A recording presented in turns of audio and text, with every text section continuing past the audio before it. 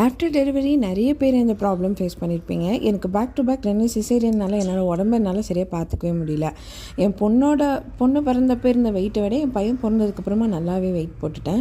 நிறைய வாட்டி நானும் ட்ரை பண்ணியிருக்கேன் உடம்பு கம்மி பண்ணணும் அப்படின்னு. சத்தியமாக முடியறதே கிடையாது.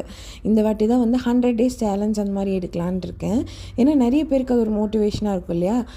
இதில் ஒயிட் ரைஸ் மட்டும் அந்த ஒயிட் கலரில் இருக்கிறது எல்லாமே அவாய்ட் பண்ணிவிட்டு மற்ற டயட் மட்டும்தான். லைக் சுகர், பால், அதுக்கப்புறம் வெள்ளை ரைஸ் இதெல்லாமே கொஞ்சம் அவாய்ட் பண்ணிவிட்டு மற்றதெல்லாம் சேர்த்துக்கலான் இருக்கேன்.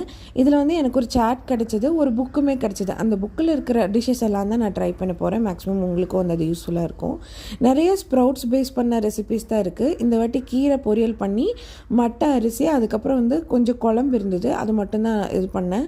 ரொம்ப பசிச்சது அப்படின்னா தயிரில் மோர் அடித்து குடிக்கலாம் அப்படின்னு சொல்லியிருக்காங்க. தயிரை சாப்பிட்றதோட மோராக சாப்பிடும்போது நமக்கு நிறைய வேல்யூஸ் இருக்கும். ட்ரை பண்ணி பாருங்கள்.